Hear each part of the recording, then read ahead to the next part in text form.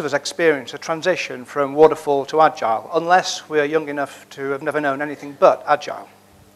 But that transition was painful enough, and we're only halfway there, and we're 10, 12 years in, I guess. Well, I think it's changing again. So I want to suggest why it is changing. Everyone's got to have a Forrester report. This is mine. And this graph, which I don't trust, because if you look at the numbers down the right-hand side, it predicts software as a service will be worth $132.57 billion in 20 years' time, or no, in 7 years' time. Such accuracy. Okay? I don't take that seriously. It's the shape of the curve that matters. If the cloud is going to be that big, it seems that the proportion of the cloud taken up by software as a service is 85% or something like that.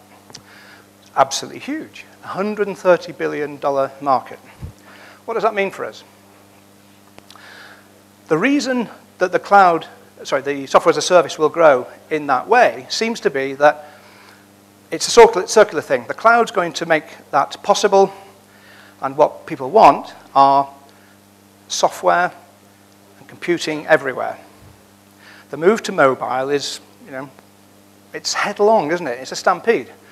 And it seems to be that most public websites will be replaced by mobile apps or use on mobiles, okay, or mobile devices.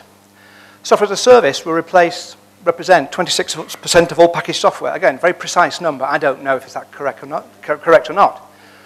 A quarter of all software will be software as a service.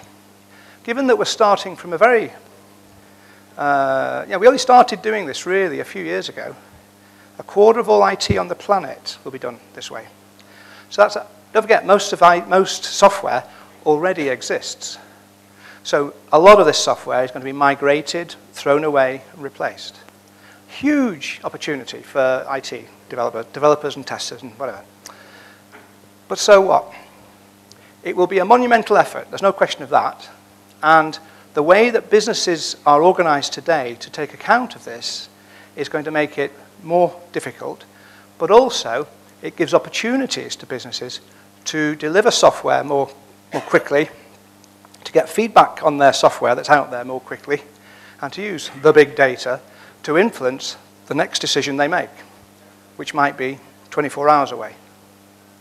And that kind of capability has never been here before. People have taken risks with delivering software very rapidly before, but now it will become the norm. That's huge. Waterfall will be long gone. Agile is transitional. Agile isn't the answer. And that's what I think is going to change. So, businesses who deliver software are having to change their business models. And the biggest of those businesses have the biggest problem. The very, very large software businesses, the system integrators, let's mention those. These guys have to dramatically change the way they operate because they've never done it like everybody else has never done it. They have to relearn the way they operate. And they have to change their business models to make money in a different way. So that's a huge change because they're going to change culturally.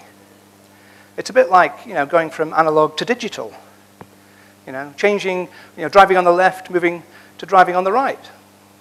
It sounds simple, but it's a dramatic change, very hard to make happen. So software as a service and agile is driving this concept of continuous delivery. And continuous delivery, how many people have heard of continuous delivery? Okay, I'll double that because I think it's late in the day, isn't it? How many people are doing continuous delivery? 1, 2, 3, 4, I don't know, a handful. Okay. Let me explain what it is. Continuous delivery is, in principle, is a capability to take an idea in the morning and transform it into production software in the afternoon. Every day of the year. Isn't that a bit scary? Isn't that exciting? Look at it this way. If we have, say, a waterfall structured approach, you could look at that at the top half, where we take weeks or months to go through stages of requirements, build, and test. Very simplistically, I understand.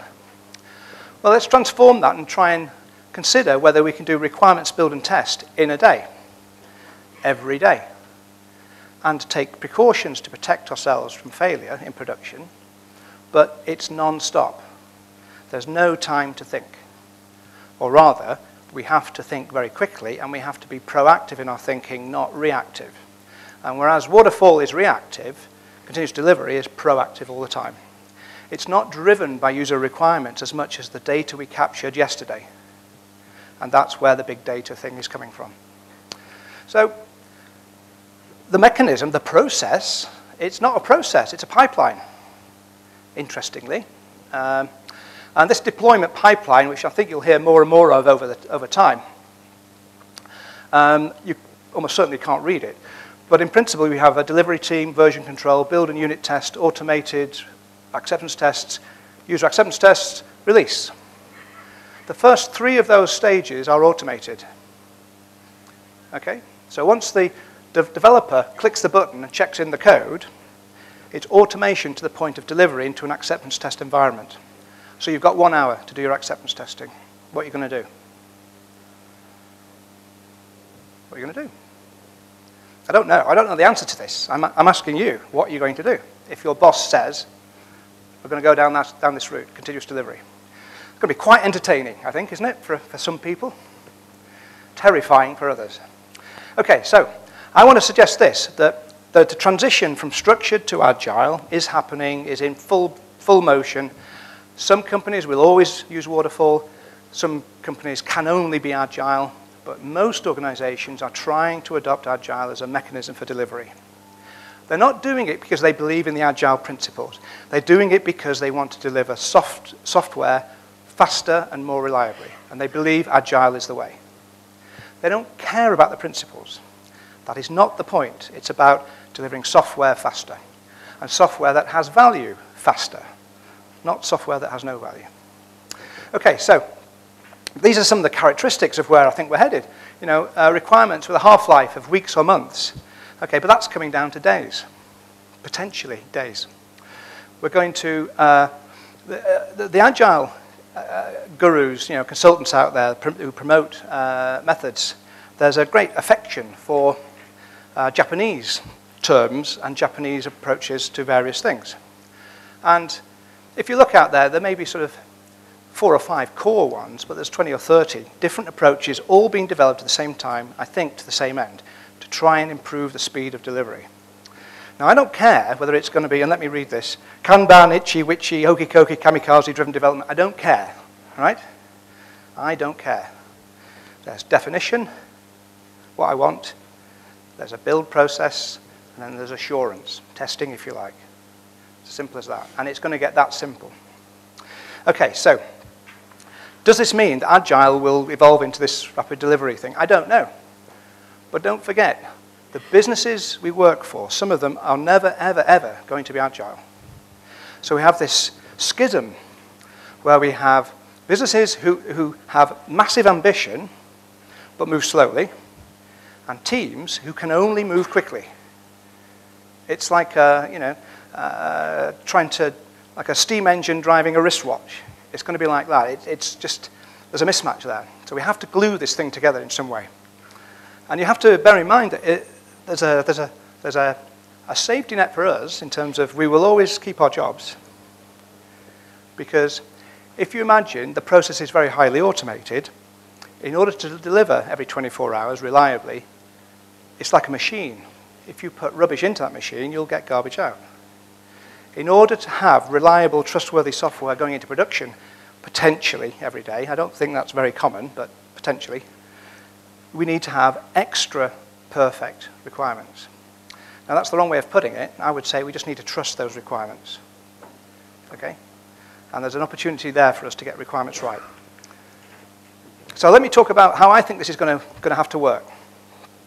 I haven't upset anybody, have I? Is anyone up? Not yet. I'm doing my best. So I'm going to talk about redistributing testing. And 2 years ago, 2011, 2 years ago, there was much talk of the death of testing. Do you remember that? Doing the rounds on the internet, which was kind of entertaining for a while. But kind of, that was the precursor to what I think I'm going to talk about, which is redistribution of testing. It's not that the test phase is dying. It's going to change in its nature. And it might not require as many testers, but those testers are going to be working somewhere else. So forget about the test phase. The testing is still going to happen, but it might not happen the way you expect. And my suggestion, and what I'm beginning to see more and more, and I meet someone every week who says, oh, we're doing that, and by the way, we don't have a test team. Not everybody says that, but one in 3, 1 in 4, they don't have testers. I say, where are they? They're in there, they're just not where they used to be. It's changed. So, okay, so imagine this is the nasty old way, where we define what we want, we have a requirement, we do some building, we don't do very good testing. I'm a developer, by the way, I should say. And we do testing at the end. We find lots of bugs, lots of rework, lots of pain, usually. And I want to propose that if the feedback loops that we have here, which are usually extended over extended periods, so we experience pain in big lumps, which is always unpleasant, potentially we can improve that. So I want to offer a different model of development. But actually, all that's really changing, well, there's 2 things that are changing. The first one is, I want to suggest that we can improve the quality of our requirements by putting someone, it could be a tester, it could be a business analyst, on the job of writing stories that example requirements. That is, they give a clear indication of the potential behavior of the software we're going to build, so that we can feed that back to our users and say, is this what you mean? We haven't written any code, but we're going to simulate it. Maybe we can just do it with words. Maybe we build a prototype. Maybe we generate a prototype from the text of the story. And always remember, if you can generate a test from text, you can generate a prototype from text. Not many people are doing that, but I think you'll see more of that. So suppose I have a process in here where I improve the quality of the requirements. And those requirements include examples of the features in use. Business stories, I'll call them. Stories in Gherkin format, it could be. And we inject these into a development process where they are using behavior-driven development. So what these guys then do is they take the stories that are exported from the requirement, they generate test code, and they use that test code in the test-driven manner to drive their development activity. And by so doing, because they are given tests to drive their development, they don't have any bugs. I'm not going to explain this, but that's not strictly true, is it? It's always going to be bugs, but what I'm trying to suggest is the tests that are injected into this process here in the middle will result in more reliable code if those tests are good. Now, who's going to make sure those tests are good? Testers. So my argument is and the outcome of the development over here should be an improved situation in the test phase. So in principle, I'm suggesting there should be a saving in the development activity because the quality of the requirements are improved. There should be a saving in the testing because there's less bug finding, bug reporting, retesting, and all that kind of nonsense, which drives us all nuts. And the way we invest our time is we put more time here. Okay? And if you add all that up, in principle, there should be a saving. Now, note, there are no measures on this. There are no metrics. I've got no data. I'm not offering any, and I'm not sure I could get any anyway. This is a thought experiment, but companies are doing this more and more. I say more and more, it sounds like everybody's doing it. No, they're not.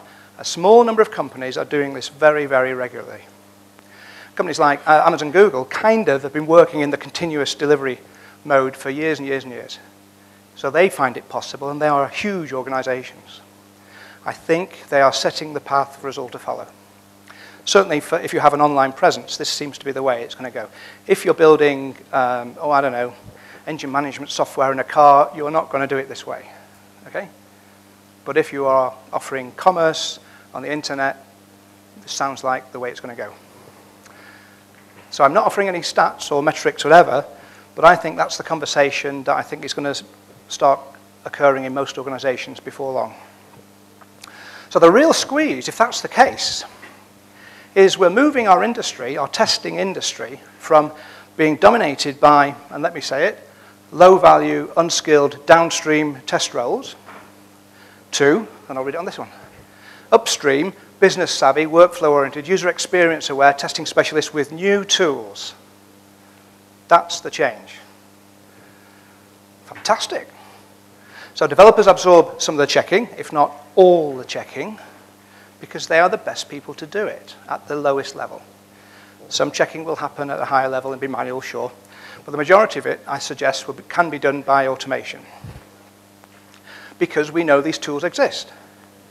BDD works, it appears, if you have good stories. If you have good stories and you need to validate a requirement, it will work, it will do. I can demonstrate that, I can show you. I've got a method for it. We'll have a new focus on requirements management. So we'll move from requirements being just something we put on the shelf to get us started to being a living document that is permanently accurate. That would be nice, to have a knowledge base that we trust. Not perfect, trust. That's different. Underskilled testers relying on clerical skills, I think, are going to have a problem, because there's nowhere for them to go. We need them to be more capable. I think there's real pressure to upskill, to go upstream towards business analysis, to get into automation, to become a manager of a team, etc., etc. But we can't all live in this space anymore. I think we're being squeezed. That's the real squeeze. So these were my 5-year predictions 2 years ago-ish. I'll take questions at the end, otherwise I'll be in big trouble. Changing subjects? Yes, I'm moving on to the second part. I'll wait until the end. I'll lose my thread. It'll take me 5 minutes to recover, and then Now, where was I? Sorry. So these are the predictions. I'm just going to shout these out, okay? And I'll defend them very quickly, because they're predictions. They're not accurate, they're not true. They're my beliefs of what might happen. 50% of in-house testers will be reassigned or outsourced. I said that 2 years ago. 2 weeks ago, no, sorry, more, 3 or 4 weeks ago, a friend of mine told me he worked for a bank. He said he'd been laid off. Him together with 15,000 other people, 1,200 of which were testers, most of which were offshore, most of which are in India. I talked to other banks, and they say, oh, we don't have test teams anymore. The testers are part of the team. We're going agile. Okay, so they don't have test teams anymore. It's all within the body of the agile team. 2 other banks are working that way. And the banks I know reasonably well because I've done work for them, but I think that's similar. The banks are ruthless, okay? They're not nice people. They're in business, okay? That's what they're doing. I believe other organizations are moving in the same direction because actually it works. Or they believe it works. Business test planning will become part of upfront analysis and design. We should be planning the way we test the software that we want to acquire before we write the code. I'm not going to say anything else. We should do it. We should just do that. Why don't we do that? Specification by example will become the new buzzword. I was wrong. I think it's BDD. Okay? So I thought spec by example would be an umbrella term for all these different approaches, because they're all similar. They're not the same, but they're similar. So I was wrong about that one. I think BDD is